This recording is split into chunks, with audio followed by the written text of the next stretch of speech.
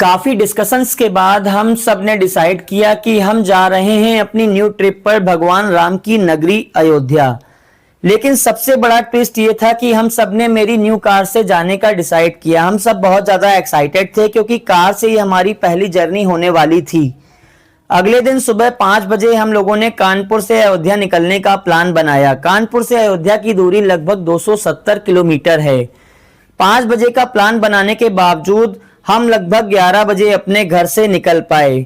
मनीष और विवेक मेरे घर पर पहले ही आ गए थे। लकी और नारायण को हमने उनके घरों से पिक किया और उसके बाद हम सब पहुंचे गंगा बैराज पर, जहां हमने कुछ खूबसूरत तस्वीरें क्लिक की।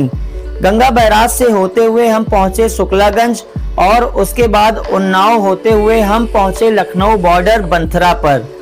अब करीबन 2 घंटे गाड़ी चलाने के बाद हम सब चाय के लिए बहुत ज्यादा परेशान थे।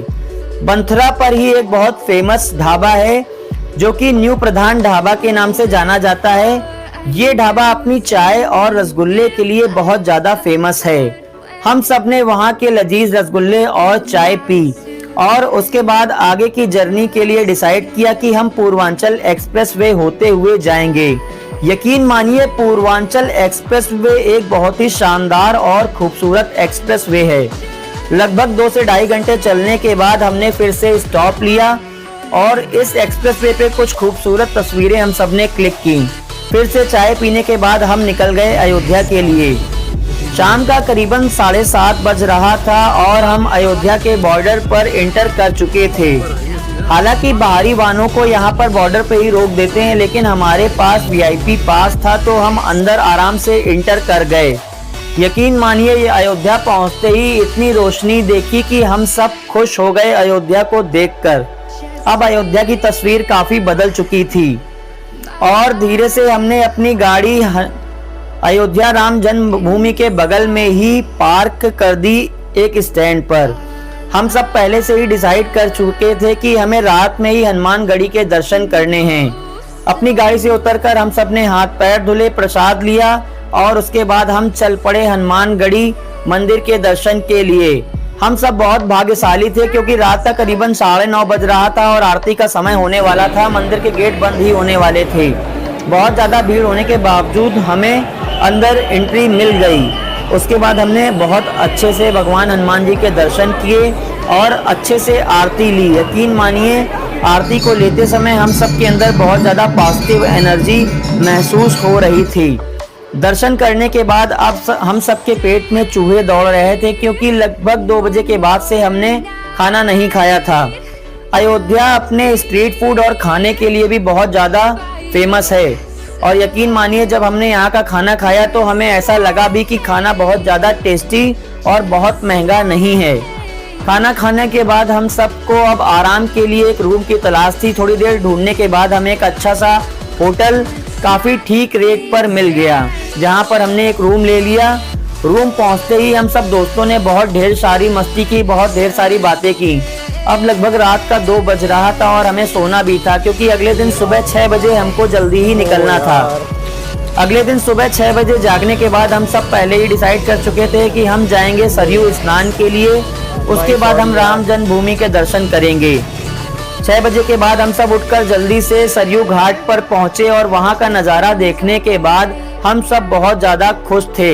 एक तो सुबह का समय है, ऊपर से सूर्य देवता निकले ही थे, फिर भी इतनी ज़्यादा सरयू घाट पर भीड़ थी।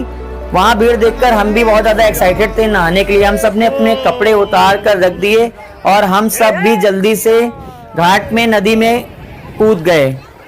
हमने बहुत ज़्यादा मस्ती की, नहाते समय ढेर सारी पिक्स क्लिक करी और बहुत एंजॉय भी किया। उसके बाद हमने सूर्य देवता को जल अर्पित किया और अब बारी थी उस पल की जिसके लिए हमने ये ट्रिप बनाई थी। हमें श्री राम जन्मभूमि और रामलला के दर्शन करने थे और इसके लिए हम बहुत ज़्यादा बेचैन भी थे। मेरे मित्र नारायण के भाई, जो कि वर्तमान में राम मंदिर में ही उत्तर प्रदेश पुलिस में तैनात हैं, वो हमको फाइनली मिले और उन्होंने राम जन्मभूमि और रामलला के दर्शन हम सबको बहुत अच्छे से करवाए। यकीन मानिए, ऐसा महसूस हो रहा था जैसे हम स्वर्ग में आ गए हों। इतना खूबसूरत नज़ारा हमने आज से पहले नहीं देखा था। यकीन नहीं हो रहा था ये वही अयोध्या और पुराना वाला राम मंदिर है। राम लला की मूर्ति को देखकर हम सब बहुत ज्यादा भावुक हो गए। ऐसा लग रहा था कि मानो साक्षात भगवान धरती पर उतर आए हों। दर्शन करने के बाद हम सब ने अपने बैग और मोबाइल ले लिए थे, क्योंकि राम मंदिर में बैग और मोबाइल की एंट्री नहीं है, तो आपको ये वहां पर जमा करने पड़ते हैं। उसके बाद हम सब पहुंचे चाय और नाश्ते के लिए, क्योंकि हम सब बहुत ज़्यादा भूखे थे। यहाँ के फेमस खस्ते हम लोगों ने खाए और चाय पी। उसके बाद हम सब निकल गए कनक भवन के दर्शन के लिए, जो कि बहुत प्राचीन रूप से बना हुआ है। यहाँ की सुंदरता देखते ही बनती है। यहाँ दर्शन करने के बाद आपको महसूस होगा कि हमारा अयोध्या कितना प्राचीन और कितना खूबसूरत है। कनक भवन में दर्शन करने के बाद हम सब निकल गए शॉपिंग के लिए। अब हालांकि धूप भी बढ़ रही थी और हम सब बहुत ज़्यादा थक भी गए थे, तो हम सब ने डिसाइड किया कि अब हमें वापस कानपुर के लिए निकलना है। यकीन मानिए ये ट्रिप एक बहुत यादगार ट्रिप थी हम सब के लिए, जहां हमने बहुत ज़्यादा मस्ती की, अपनी संस्कृति और सभ्यता के बारे में अच्छे से जानकारी ली और उसके बाद